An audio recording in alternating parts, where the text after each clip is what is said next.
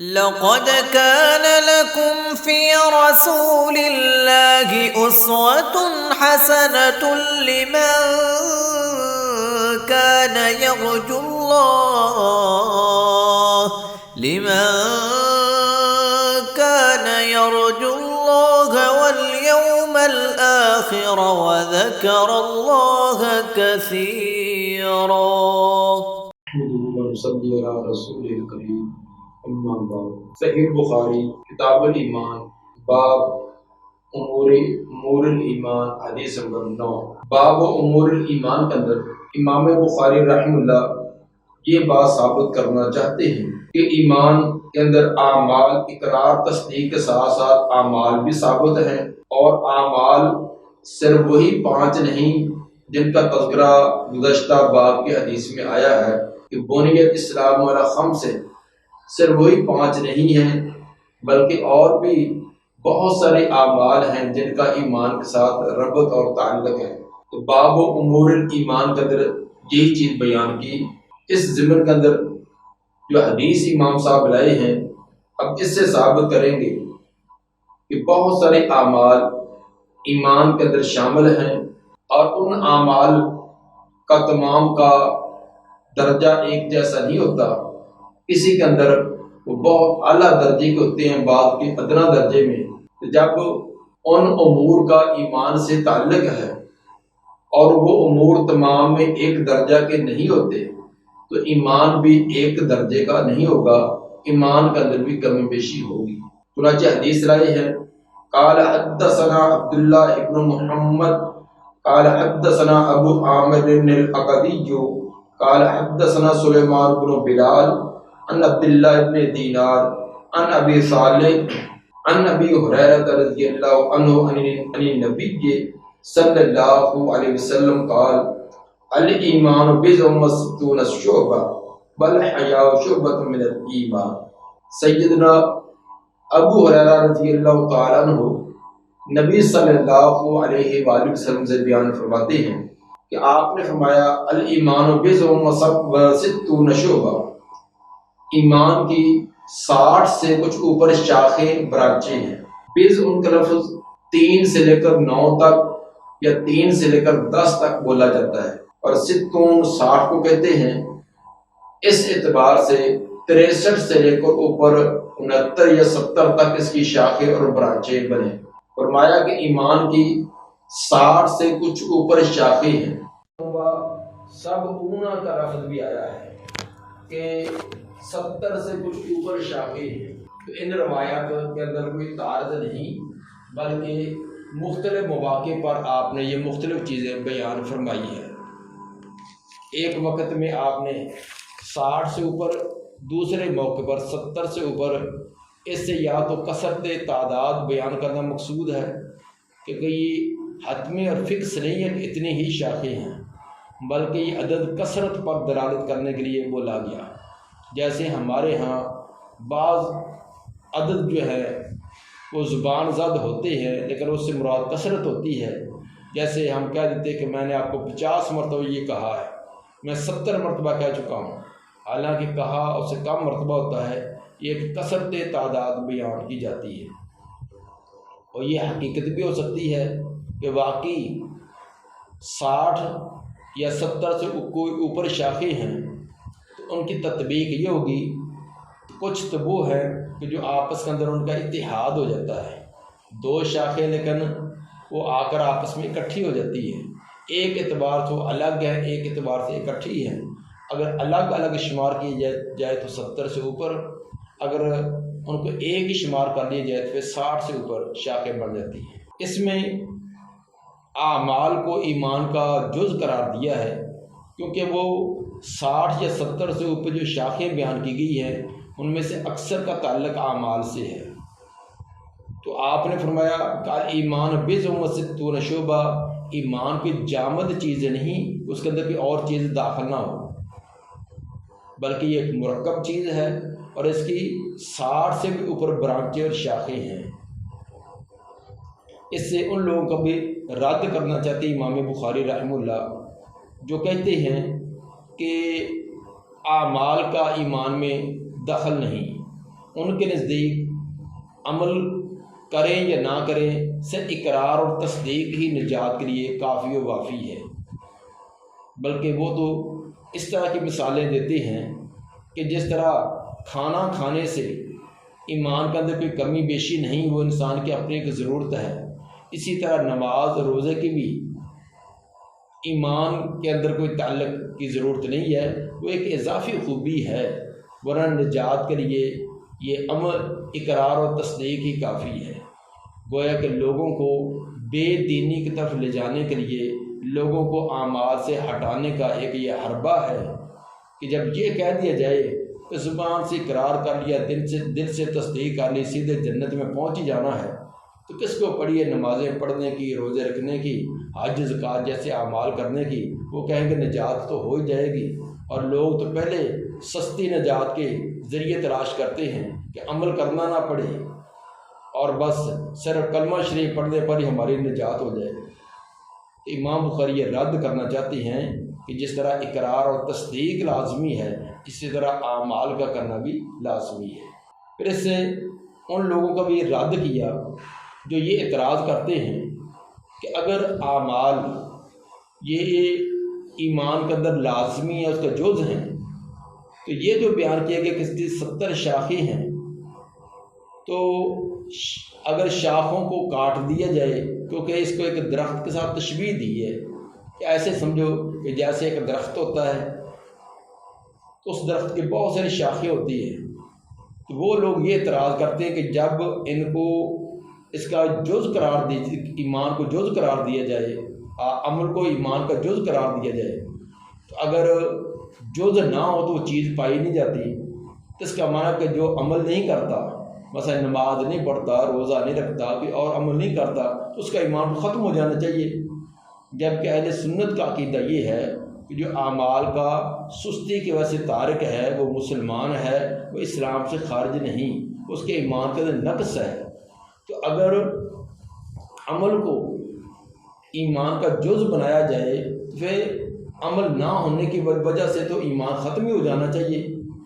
یہ بات اعتراض کرتے ہیں جو اعمال کو ایمان میں شامل نہیں کرتے۔ امام بخاری یہ روایت لا کر ان کا بھی رد کرنا چاہتے ہیں کہ دیکھو نبی صلی اللہ علیہ وآلہ وسلم نے ایمان کو ایک درخت سے تشبیہ دی ہے کہ جس طرح، کیونکہ شعبۃ اصل میں شاخوں کو کہتے ہیں، جس طرح ایک درخت تو اس کی بہت ساری شاخیں ہوتی ہیں۔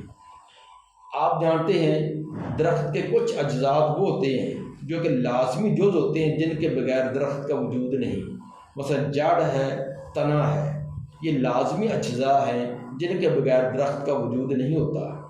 اور کچھ اجزاء وہ ہوتے ہیں جن کے بغیر بھی درخت کا وجود رہ سکتا ہے، جیسے شاخیں ہیں، پتے ہیں، پھول ہیں۔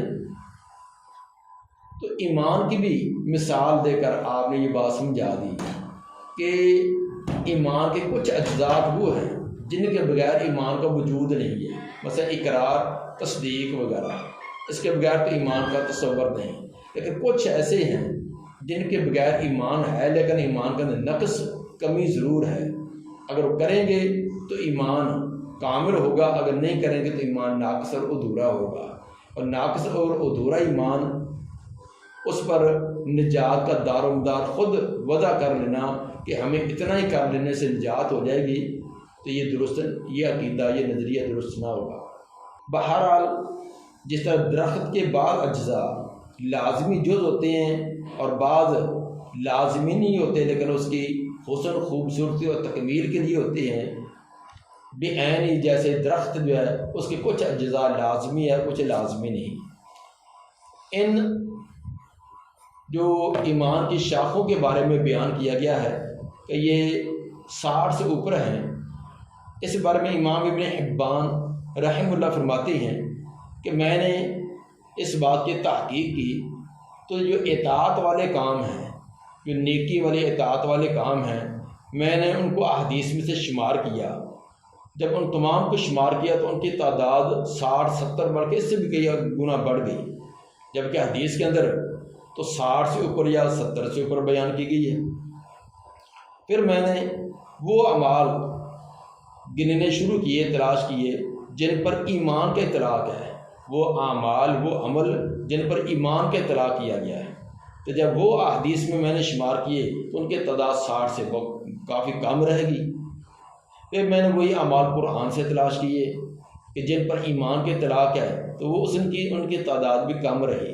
پھر میں نے قرآن اور حدیث دونوں کے اندر وہ اعمال تلاش کیے جن پر ایمان کے اطلاق ہے، تو ان کی تعداد باقی اتنی ہوئی جو آپ نے بیان کی ہے، یعنی وہ ان کی تعداد 69 ہوئی، کیونکہ بضع و سب و ستون کا لفظ یہ 63 سے 69 تک ہے، اور بعض روایات کے اندر 69 کی الگ وضاحت بھی آئی ہے۔ اور پھر ان اعمال کی تعداد کو امام بہقی نے شعب الایمان کتاب لے کر ان تمام کی وضاحت بھی کی ہے، ان تمام کو ترتیب سے جمع بھی کر دیا ہے۔ حافظ بن حجر رحمہ اللہ نے بھی ان کی طرح اشارہ فرمایا ہے، اور انہوں نے جو ان اعمال کی تقسیم کی ہے وہ 3 طرح کی ہے۔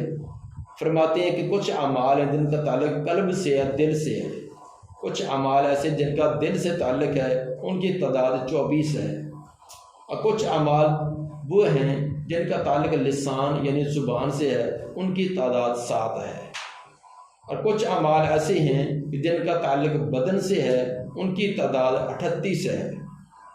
اور ان تینوں قسم کے اعمال یعنی قلبی، لسانی اور بدنی تینوں کو اکٹھا کیا جائے تو وہ 69 بنتے ہیں۔ والحیاء شعبۃ من الایمان، اور حیا یہ ایمان کا بہت بڑا شعبہ ہے۔ والحیاء شعبۃ کے اندر تنوین یہ تعظیم کی ہے، اس کا معنی کیا جائے گا کہ حیا یہ ایمان کی ایک بہت بڑی شاخ اور بہت بڑا ایک حصہ اور جز ہے۔ حیا کو بڑا جز اس لیے بیان کیا کہ یہ حیا ایک ایسا انسان کا اندر وصف ہے جو انسان کو نیکی پر آمادہ کرتا ہے اور گناہ سے بچاتا ہے۔ بہت سارے انسان گناہ اور جرم کرنے کا ارادہ ہوتا ہے، وسائل ہوتے ہیں، شہوات کا غلبہ ہوتا ہے، دل چاہتا بھی ہے، لیکن صرف اس بنا پر نہیں کرتا کہ لوگ کیا کہیں گے۔ یہ ایک حیا معنی ہوتا ہے کہ میرے والدین کو پتہ چلا تو وہ کیا کہیں گے، میرے بہن بھائیوں کو پتہ چلا تو وہ کیا کہیں گے، میرے رشتہ دار اور برادری گلی محلے والے مجھے کیا کہیں گے، میرے دوست احباب کیا کہیں گے۔ تو یہ ایک حیا اور شرم و حیا یہ اس کو رکاوٹ بن جاتا ہے۔ اور بعض ان کو اللہ کا حیا ہوتا ہے کہ اگر میں نے تنہائی کے اندر کر بھی لیا، کوئی دیکھنے والا نہیں، تو اللہ مجھے کیا کہے گا، میں اپنے رب کو کیا جواب دوں گا۔ یہ حیا اس کو گناہ سے روک دیتا ہے۔ تو گویا کہ حیا ایک ایسی خوبی ہے جو انسان کو نیکی پر آمادہ کرتی ہے اور گناہ سے بچاتی ہے۔ اس لیے فرمایا کہ حیا یہ بہت ایمان کی بہت بڑی شاخ ہے، بہت بڑا حصہ ہے۔ اسی لیے تو نبی صلی اللہ علیہ وآلہ وسلم نے فرمایا کہ تمام شریعتوں کے اندر جو مشترکہ چیز چلی آ رہی ہے وہ یہ ہے، اذا لم تستحی فاصنع ما شئت، جب تیرے اندر حیا نہ رہے تو پھر جو مرضی کرتا رہے۔ یہ صحیح بخاری کے حدیث نمبر 3484 کہ حیا، جب تک حیا ہے تو برے کاموں سے اجتناب کرے گا، جب شرم و حیا اتار دیا تو پھر جو مرضی کر، جب تجھے کسی کی پرواہ ہی نہیں، تجھے کون کیا کہے گا، پھر جیسے مرضی کر۔ ایمان کے تمام شعبے جو ہیں ان میں سے ایک کا تذکرہ کیا اور بھی بتلایا کہ باقی بھی شعبے ہیں۔ اب صاف ظاہر ہے کہ جب یہ کہا کہ الحیاء شعبۃ من الایمان، حیا ایمان کا بڑا شعبہ ہے، تو ثابت ہوا کچھ بڑے شعبے ہیں، کچھ چھوٹے شعبے بھی ہیں، کچھ ایسے اعمال ہیں کہ جن کی وجہ سے بہت ایمان کا در تازگی اور عمدگی اور بہت بہتری آتی ہے، اور بعض اس کے مقابلے میں کم ہیں۔ اور یہ چیزیں بھی آپس میں ہر ایک نہیں ہے، کسی کا حیا بہت اعلیٰ درجے کا ہوتا ہے، کسی میں متوسط قسم کا ادنا درجے کا، اس طرح دیگر اعمال بھی ہیں۔ ایک تو یہ ثابت ہوا کہ اعمال جو ہے یہ ایمان کے اندر شامل ہے، ایمان کا جز ہیں۔ دوسرا یہ بھی ثابت ہوا کہ ایمان تمام کا ایک جیسا نہیں ہوتا، بعض کا بہت اعلیٰ درجے کا اور بعض ادنا درجے کا ہوتا ہے۔ یہ کچھ امام بخاری رحمہ اللہ اسے ثابت کرنا چاہتے ہیں۔ باب نمبر 4، باب المسلم من سالم المسلمون من لسانہ و یدہ، باب ہے اس بات کا کہ بہترین عمدہ ترین مسلمان تو وہ ہے، اعلیٰ درجے کا مسلمان وہ ہے کہ من سالم المسلمون من لسانہ و یدہ، جس کی زبان اور ہاتھ سے دوسرے مسلمان محفوظ رہیں۔ گزشتہ باب میں شعب الایمان کا تذکرہ امام بخاری نے کیا تھا، جس کے اندر تمام شعبوں کا اکٹھا تذکرہ آ گیا۔ تاب ان میں سے بعض کو الگ الگ بیان کریں گے کہ جن کی ایک خصوصی اہمیت ہے، ان میں سے کچھ کا تذکرہ کریں گے، کچھ ان میں سے سلبی امور ہیں، کچھ ان میں سے ایجابی ہیں۔ سلبی کا معنی کچھ کام وہ ہے کہ جن کو نہ کیا جائے، کچھ وہ کہ جن کو کیا جائے، تو وہی جن کا پیچھے اختصار سے 60 سے اوپر شاخوں کا تذکرہ کیا گیا، ان میں سے چند ایک کا تذکرہ الگ طور پر کریں گے۔ اور اس باب کے اندر ہاتھ اور زبان سے دوسرے مسلمانوں کو محفوظ رکھنا یہ ایک اعلیٰ اور بہترین مسلمان ہونے کی علامت اور صفت ہے۔ اس باب کے اندر امام بخاری یہ ثابت کریں گے کہ تصدیق قلبی کے ساتھ ساتھ دل کی تصدیق کے ساتھ ساتھ اعمال کا ہونا یہ بھی ضروری ہے۔ اور اسلام کی جو بنیاد 5 چیزوں پر ہے، اس کا یہ مطلب نہیں کہ ان کے 5 کے علاوہ کی اور چیز اس میں شامل نہیں، بلکہ ان کے علاوہ اور بھی کچھ اعمال ہیں جو تکمیل ایمان کا ذریعہ بنتے ہیں۔ اس باب کے اندر امام بخاری ارجاء کا عقیدہ اس کا رد کریں گے، یعنی مرجئہ کا عقیدہ، جو یہ عقیدہ رکھتے ہیں کہ اعمال کی ضرورت نہیں، نجات کے لیے صرف اقرار یا صرف تصدیق یا زیادہ سے زیادہ اقرار اور تصدیق کافی ہے، عمل کی ضرورت نہیں، ان کا رد کرنا چاہتے ہیں۔ اور اس کے اندر امام بخاری نے صرف زبان اور ہاتھ والی جو 2 چیزیں نبی صلی اللہ علیہ وآلہ وسلم نے بیان کی تھی، ان کا تذکرہ کیا۔ آپ نے فرمایا کہ المسلموں کے اندر جو الف لام ہے یہ کمال کا ہے، اس کا معنی کریں گے کامل قسم کا مسلمان۔ یہ ایسے کہ جیسے کہتے ہیں زید الرجل، حامد الرجل، کہ حامد ہی مرد ہے۔ اس کا معنی یہ نہیں کہ باقی مرد نہیں، مثلا کہ اصل مردان کی جس کے اندر پائی جاتی ہے وہ زید میں، اصل میں فلاں ہے۔ تو یہ ہوتا ہے کہ کمال درجے کی کوئی وصف اور خوبی بیان کرنے کے لیے استعمال ہوتا ہے۔ تو اب اس کا معنی یہ ہوگا کہ المسلم من سالم المسلمون، کامل اور اعلیٰ بہترین عمدہ ترین مسلمان وہ ہے جس کے ہاتھ اور زبان سے دوسرے مسلمان محفوظ رہیں۔ 2 چیزوں کا تذکرہ اس لیے کیا کہ اکثر دوسروں کو جو اذیت پہنچائی جاتی ہے اس کے اندر زبان اور ہاتھ کا دخل زیادہ ہے۔ یقیناً جس کی زبان اور ہاتھ سے دوسرے محفوظ رہیں گے تو اس کے باقی اعضاء سے دوسرے محفوظ رہیں گے۔ اکثر دوسروں کو اذیت پہنچانے والے یہ 2 ہی عضو ہوتے ہیں، ورنہ یہ معنی نہیں ہے کہ ہاتھ اور زبان سے تو کسی کو اذیت نہ دے لیکن ٹانگوں سے کسی کو ٹھڈے مارتا رہے، کسی اور کو اور طرح کی کوئی اذیت دے، یہ نہیں مانا۔ مطلب کہ ہر طرح کی اذیت سے دوسرا مسلمان محفوظ ہو۔ چونکہ اذیت کے یہ 2 سبب بڑے ہیں، اس لیے ان دونوں پر جس نے کنٹرول کر لیا وہ باقیوں پر بھی کنٹرول کر لے گا۔ روایت کے الفاظ پہلے سند دیکھیے کہ قال حدثنا آدم بن ابی ایاس قال حدثنا شعبہ عن عبداللہ بن ابی الصفر و اسماعیل سے بن مراد اسماعیل بن ابی خالد البجلی کوفی ہیں، ان شعبی سے مراد ابو عامر بن شرحبیل تابعی ہیں اور مشہور تابعی اور فقیہ ہیں، ان عبداللہ ابن عمر رضی اللہ عنہما ان النبی صلی اللہ علیہ وسلم قال المسلم من سالم المسلمون من لسانہ و یدہ، حقیقی مسلمان بہترین عمدہ مسلمان وہ جس کے ہاتھ اور زبان سے دوسرے مسلمان محفوظ رہیں۔ ایک روایت کے اندر مسلم کی جگہ المومن کا لفظ بھی آیا ہے، صحیح ابن حبان کی حدیث نمبر 510، اس میں الفاظ یہ ہیں المومن من آمن الناس، حقیقی مومن وہ ہے جس کے ہاتھ اور زبان سے دوسرے مسلمان محفوظ رہیں۔ تو ثابت ہوا کہ ایمان اور اسلام یہ دونوں ایک ہی معنی میں ہے۔ ایک روایت کے اندر اسلام المسلم کا لفظ، ایک کے اندر المومن کا لفظ ہے۔ والمہاجر من حاجر ما نہى اللہ عنہ، اور اصل مہاجر وہ ہے جو چھوڑ دے ان چیزوں کو جن سے اللہ نے روکا ہے۔ مہاجر ہجرت کا معنی ہوتا ہے چھوڑ دینا۔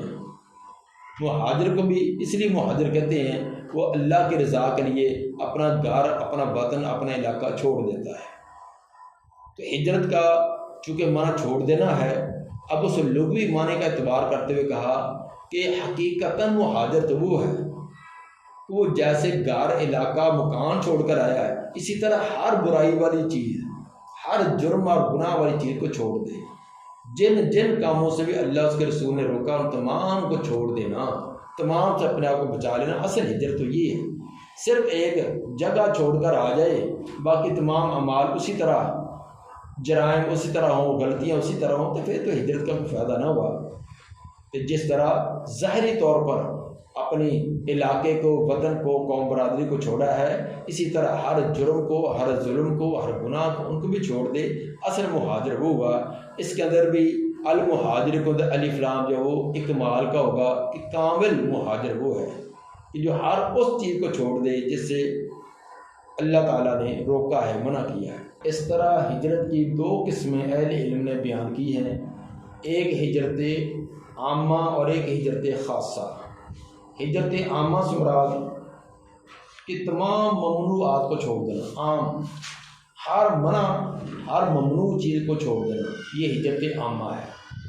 دوسری ہجرت خاصہ کہ خاص یعنی اپنے علاقے کو، دار الکفر کو، یا ایسا علاقہ جہاں دین پر عمل کرنا ناممکن تھا یا مشکل تھا، اس کو چھوڑ کر ایسے علاقے میں چلا جانا جہاں ایمان اسلام پر عمل کرنا آسان ہو، ممکن ہو، تو اس کو کہتے ہیں ہجرت خاصہ۔ اسی طرح ایک اور بھی تقسیم کی ہے، ہجرت ظاہرہ اور ہجرت باطنہ۔ ہجرت باطنہ سے مراد باطنی طور پر، اندرونی طور پر ہر لغویات سے، کفریات سے، شرک سے، شیطانی وساوس سے ہر چیز کو ترک کر دینا، اپنے دل کو اس بات پر باندھ لینا کہ ہر غلط کام کو میں نے قریب نہیں جانا، ہر کوئی طور ترک کر دینا، چھوڑ دینا، باطنی طور پر۔ دوسری ہجرت ظاہرہ، ظاہری طور پر ہر برائی سے، ہر غلط کام سے اپنے آپ کو روک لینا۔ تو اندرونی باطنی طور پر بھی، قلبی طور پر بھی اور ظاہری طور پر بھی تمام اعمال سے اپنے آپ کو بچا لینا۔ جو دونوں پر عمل کرنے والا ہے اس کو کہیں گے یہ المہاجر، یہ خاص مہاجر ہے۔ جو دونوں پر کو ترک کرنے والا نے ایک کو چھوڑ دیا، دوسرے پر عمل کیا، یا ایک پر بھی بعض چیزوں کو چھوڑ دیا، جب دل چاہ خواہشات نے مجبور کیا، عمل کر لیا، تو المہاجر تو نہیں ہے، اس کو صرف مہاجر کہہ دیں گے، کیونکہ وہ خاص کامل قسم کا ہجرت کرنے والا نہیں ہوگا۔ اس کے بعد باب نمبر 5 جو امام بخاری لائے ہیں کہ باب ای الاسلام میں افضل، باب ہے کہ کون سا اسلام افضل ہے۔ چونکہ پہلے یہ بات بتلائی ہے کہ امام بخاری رحمہ اللہ کے نزدیک بھی اور محدثین کے نزدیک بھی ایمان اور اسلام یہ مترادف ہیں، ہم معنی ہیں۔ تو ای الاسلام سے بعد کون سا اسلام، کون سا ایمان افضل ہے؟ تو نبی صلی اللہ علیہ وآلہ وسلم سے یہ سوال کیا گیا، جیسے آگے روایت میں آ رہا ہے، تو آپ نے اس کا جواب دیا، تو ثابت ہوا کہ کسی کا اسلام ایمان افضل ہے اور کسی کا غیر افضل ہے۔ اگر ایمان کے اندر کمی بھی بیشی نہ ہوتی تو آپ اس سوال کے رد کر دیتے کہ آپ نے سوال درست نہیں کیا، ایمان تو سب کا برابر ہوتا ہے۔ آپ سے سوال کیا گیا، آپ نے سوال کو درست قرار دیا اور اس کا جواب بھی فرمایا، تو ثابت ہوا کہ اسلام میں، ایمان میں درجہ بندی ہے، تمام کا یہ ایمان اسلام ایک جیسا نہیں ہوتا۔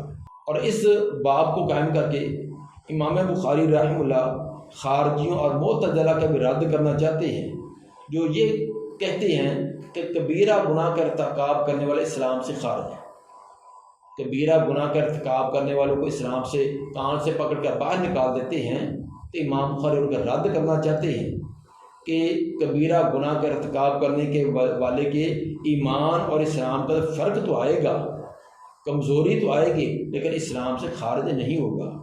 چنانچہ روایت بیان کی ہے، قال حدثنا سعید بن یحیی بن سعید القرشی قال حدثنا ابی قال حدثنا ابو بردہ بن عبد اللہ ابن ابی بردہ عن ابی بردہ عن ابی موسیٰ رضی اللہ عنہ قال قالوا یا رسول اللہ ای الاسلام افضل۔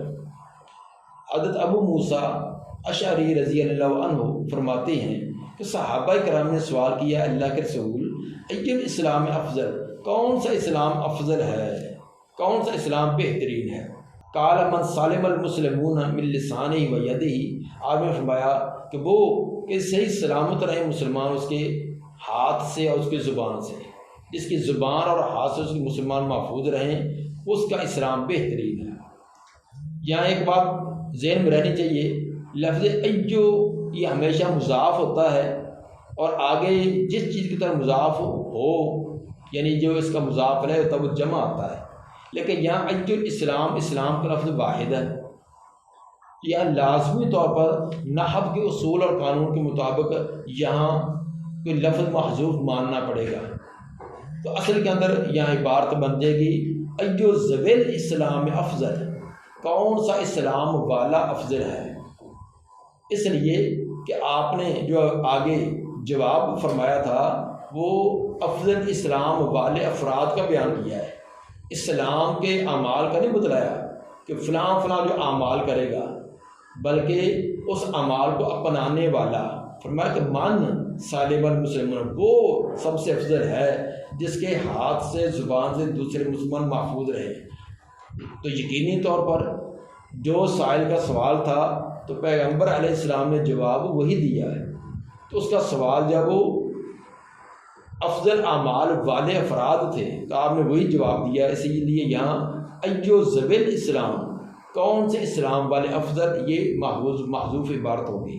اس سے ثابت ہوا کہ بعد آپ نے فرمایا کہ سب سے اعلیٰ درجے کا مسلمان اسلام اس کا ہے جس کے ہاتھ زبان سے دوسرے محفوظ رہیں۔ اب اس کی اپوزٹ صورت کیا ہوگی کہ جس کے ہاتھ اور زبان سے دوسرے محفوظ نہ رہے وہ اعلیٰ اسلام والا نہیں ہے۔ تو ایک وہ ہے جو بہت اعلیٰ درجے کا، ایک ادنا درجے کا، اس کے درمیان کے اندر بھی بہت سارے درجات ہوں گے۔ ایک وہ کہ جس کے ہاتھ زبان سے کچھ نہ کچھ محفوظ رہتے ہیں، کبھی کبھی اس کو بھی شوق پورا کرنے کا پورا کر لیتا ہے کہ کسی کو تکلیف دے دی، کسی کو اذیت دے دی، تو کبھی کوئی کبھی کبھی کر لیتا ہے، کبھی جو کوئی ہفتوں بعد مہینوں بعد کر لیتا ہے۔ تو جیسے جیسے اپنے ہاتھ اور زبان سے دوسروں کو کلی طور پر محفوظ رکھے گا اتنا ایمان اسلام اس کا اعلیٰ بنے گا، جتنی اس کے اندر کمی آتی جائے گی اسلام کے اندر بھی کمی آتی جائے گی۔ اب اس سے یہ تو ثابت ہوا کہ بعض مسلمان اپنے اعمال کی وجہ سے دوسروں سے افضل ہوتے ہیں، تو اعمال جو ہیں یہ بھی ایمان کے اندر شامل ہے اور ایمان کے اندر درجہ بندی بھی ہے۔ بعض لوگ اس طرح کی روایات پر اعتراض کرنے بیٹھ جاتے ہیں کہ یہاں دیکھو بھی آپ سے پوچھا گیا کہ کون سا اسلام بہتر، تو آپ نے فرمایا من سالم المسلمون من لسانہ و یدہ۔ کسی جگہ آپ سے پوچھا گیا تو آپ نے کہا جہاد سب سے بہتر ہے، کسی جگہ والدین کی خدمت اطاعت کرنے کو بہتر قرار دیا گیا، کسی جگہ فلاں عمل کو، یہ تو آپس میں تعارض ہے۔ تو جب اذا تعارض تساقطا، جب دور رہتوں کے اندر تعارض آ جائے تو ساقط ہو جاتی ہے۔ تو ثابت ہوا یہ روایات بعض کے اندر اپنی طرف سے بنائی گئی ہے، یہ کوئی نبی کے فراہمی نہیں ہے، یہ منکرین حدیث جن کو دلوں کے اندر ٹیڑھ ہوتی ہے، کجی ہوتی ہے، تو صاف ظاہر جیسی اینک ہے اسی طرح کی چیزیں نظر آئیں گی۔ جب ذہن یہ بنایا ہے کہ یہ تمام کی تمام روایات یہ بعد کے اندر اپنی طرف سے بنائی گئی ہیں، تو اب ان کو ہر ایک چیز وہی نظر آئے گی۔ تو جو نبی کے ساتھ انتہا درجے کی عقیدت اور محبت رکھنے والا ہے، تو نبی کی ہر بات کو سچ اور حق ماننے والا ہے، اس کو تو نبی کے فرامین میں کوئی ٹیڑھ نظر نہیں آتی، کوئی اختلاف نظر نہیں آتا۔ وجہ یہ ہے کہ زمان اور مکان کے اعتبار سے اور سائل اور انسان کے اعتبار سے آپ نے مختلف مواقع پر مختلف جواب دیے۔ ایک آدمی آپ نے دیکھا اس کے اندر باقی اعمال تو اس کے بہت اعلیٰ درجے کے ہیں، لیکن جہاد کے اندر تھوڑی سی کمی ہے، اس کو جہاد کی ترغیب دلائی ہے، کسی کے بر الوالدین میں، کسی کی اور میں۔ اسی طرح مواقع ہوتے ہیں، ایک موقع ہوتا ہے اس کے اندر جہاد سب سے افضل عمل ہے، ایک موقع تھا وہاں حج سب سے افضل ہے، ایک ایسا موقع تھا اس میں کوئی اور افضل ہوتا ہے۔ تو اب مختلف مواقع ہوتے ہیں، اب ہم بھی دیکھ لیں گزشتہ دنوں کا قربانی کے احکام، تو سب قربانی کے احکام بیان کرنا افضل تھے. قربانی سے پہلے قربانی کے احکام بیان کرنے بہت اعلیٰ تھے، بہت بہترین تھے. اگر ان دنوں کے اندر کوئی رمضان کے احکام، روزے کے احکام بیان کرتے تو وہ ایک بے تو کسی بات بن جاتی. رمضان کے مہینے میں کوئی قربانی کے احکام بیان کرے تو یہ بے تو کسی ہے. حالانکہ رمضان کے احکام اپنی جگہ، قربانی کے اپنی جگہ، باقی اعمال اپنی جگہ. ہر ایک کا موقع محل ہوتا ہے. تو جس طرح کا موقع ہوتا تھا اسی طرح کی آپ ترغیب دلاتے ہوئے ان اعمال کے بارے میں ترغیب دلاتے اور اس کی رہنمائی فرماتے.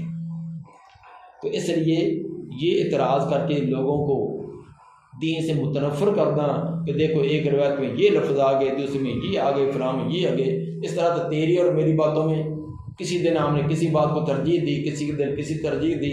آج آپ سے پوچھا بھی آپ کون سا فروٹ پسند کریں گے، کون سی سبزی، آج آپ نے اور نام لیا ہے. آپ کہیں گے سب سے بہترین میرے نزدیک پھل جو ہے آج اس کو کیلے کا نام دے دیا ہے. اگلے ہفتے پوچھیں آپ کے نزدیک بہترین پھل کون سا، آپ کہیں گے سیب ہے. تو یہ تو تعارض آ گیا. آج بہتر آپ کیا کھانا پسند کریں گے، بہترین آپ کون سا سالن پسند کریں گے، یہ آج میں گوشت کروں گا. دوسرے دن پوچھا آج بھی کون سا پسند کریں گے، میں یہ سبزی کروں گا. یہ تو تعارض آ گیا. اس طرح کے تعارض ثابت کریں تو آپ کی ہر ایک زندگی میں تعارض آ جائے گی. تو اس کا مطلب اس کو یہ جھوٹا قرار دے کہ اس کی تمام باتوں کو کل عدم قرار دے دیں. اس لیے موقع محل کے اعتبار سے، سائل کے اعتبار سے اور زمان مکان کے اعتبار سے اس طرح کے سوالوں کے اندر آپ نے جو رہنمائی فرمائی ہے. جیسا طبیب کو دیکھیں نا، حکیم طبیب وہ نہیں ہے. حکیم ہے نا درا آدمی. حکیم وہ نہیں کہ ہر مریض کو ایک ہی دوائی دیتا جائے. حکیم وہ ہے دو بیمار آئے ہیں، دونوں کو بخار ہے، ایک دوائی اور دے گا دوسرے کا اور، حالانکہ دونوں کو بخار ہے. وجہ یہ ہے کہ ایک کو بخار گرمی کا، ایک کو سردی کا ہے. ایک بچہ ہے، ایک جوان ہے، ایک بوڑھا ہے. ایک کی دوائی اور ہوگی، دوسرے کی اور ہوگی. ایک کو کہے گا تو نے یہ چیز کھانی ہے، دوسرے کو کہے گا یہ چیز تو نے بالکل نہیں کھانی. آج مریض کو اور دوائی دی ہے، کہے گا تیسرے دن آنا، تیسرے دن وہ ختم کر کے اور دوائی دے گا. اس کا یہ معنی نہیں کہ پہلی دوائی اس کی غلط ہے. اس وقت مریض کی حالت ہی ایسی ہوتی ہے، مریض ہی ایسا ہوتا ہے. تو عقل مند سمجھدار حکیم اور طبیب وہ ہوتا ہے جو مریض کو دے کر، موسم کو دے کر اور باقی تمام چیزوں کو دے کر دوائی کو تجویز کرے. اور نبی صلی اللہ علیہ وآلہ وسلم سے زیادہ سمجھدار، زیادہ حکیم اور دانا کائنات میں اور کون ہو سکتا ہے. اس لیے آپ نے مختلف مواقع پر یہ مختلف جوابات یہ آپ نے ارشاد فرمائے ہیں. اللہ تعالیٰ ہمیں عمل کرنے کی توفیق عطا فرمائے.